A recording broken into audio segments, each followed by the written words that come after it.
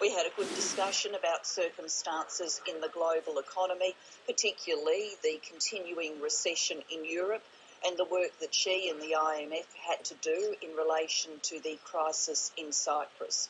We reflected on that work and what more needs to be done in Europe, but we also noted other signs in the global economy, particularly some signs of strengthening in the US economy, and the fact that the IMF has lifted its outlook for China and has a very positive outlook for growth in the Asian economies. This means, of course, that as we've spoken in Australia about the economic opportunities of the age in which we live, the IMF is verifying that we live in the growing region of the world with economic opportunities which mean prosperity for Australians. Put simply, the economic opportunities of the region in which we live mean Australian jobs.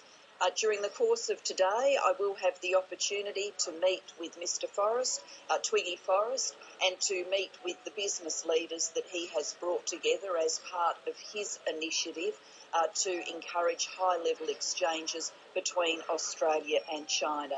Mr Forrest is working to deepen understanding between the business communities of our two nations, and I, Dr Emerson and Senator Carr will have the opportunity to participate in some of those discussions. I will, during the course of the day, meet again with my counterpart, Prime Minister Key of New Zealand. We meet frequently, as is appropriate, in a relationship of such closeness as our relationship with New Zealand. And I will then have the opportunity later today to meet the new President of Mexico, Peña Nieto, newly elected President of Mexico. I have obviously in the past dealt with his predecessor, former President Calderon, and this will be my first opportunity to meet the new President. Dr Emerson and I, apart from participating in this busy program, are also today announcing the opening of the guidelines for our Asia Bound program.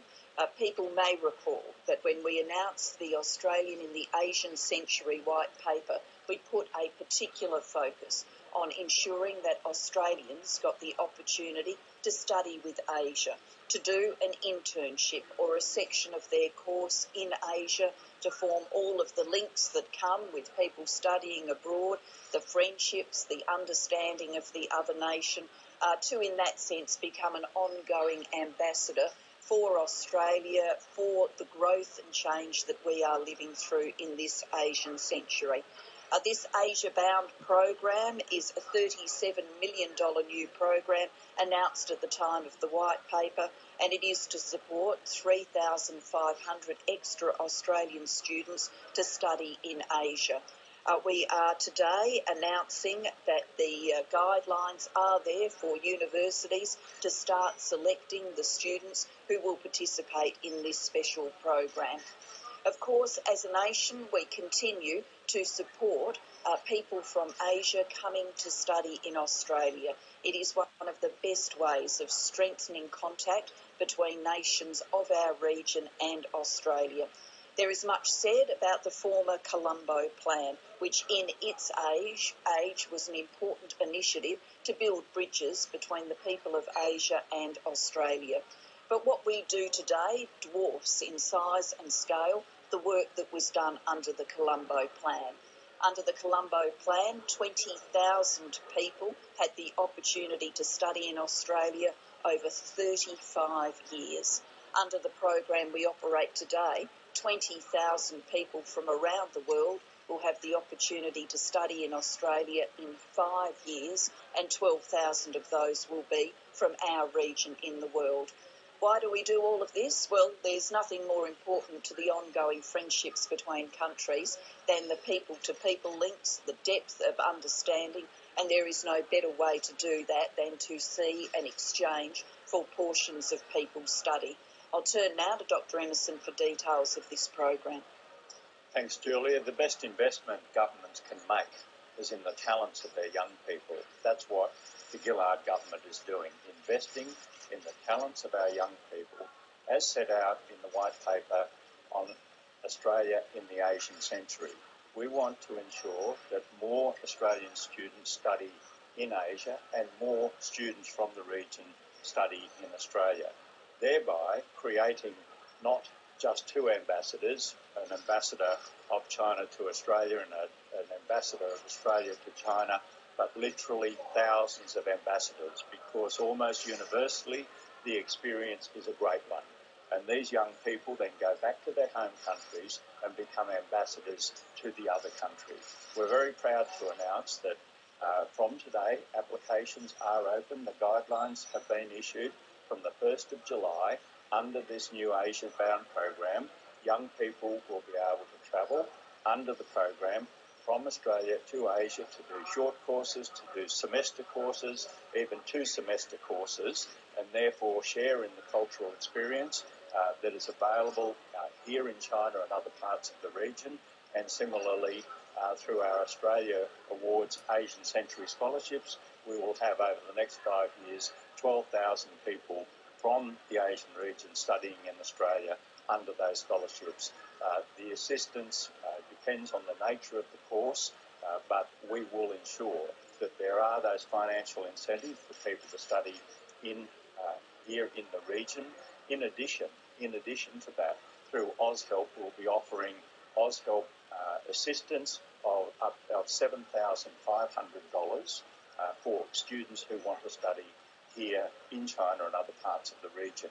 That's not of itself part of the Asia-bound program, but it is very much linked to it.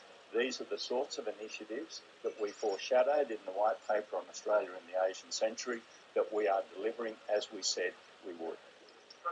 Andrew Forrest said today that Australia needs to lift its game in terms of its relationship with China and taking the relationship for granted. Do you agree?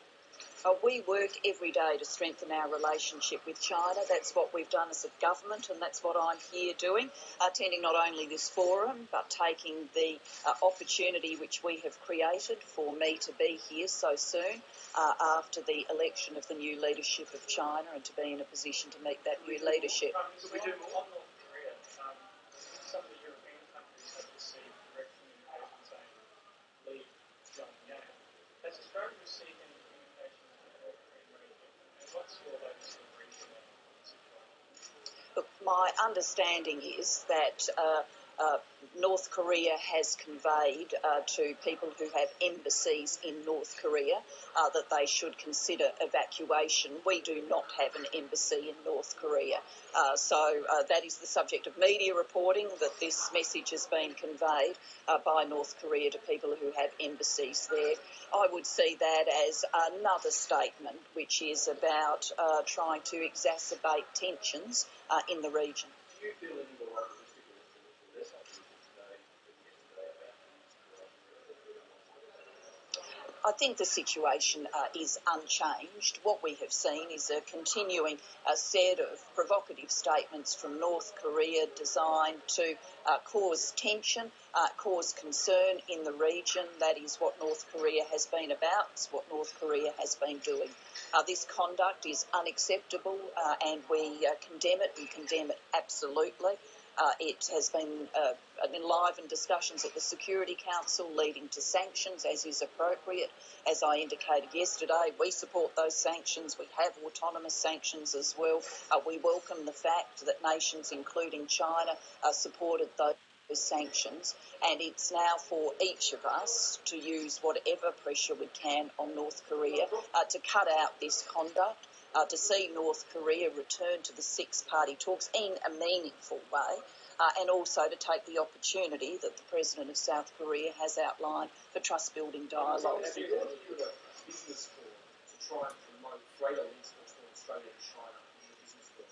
But the reality on the ground here is that there's at least 3 Australian business people who have been jailed in China for offences that most people believe are fairly serious. Isn't it time that, would you believe it's time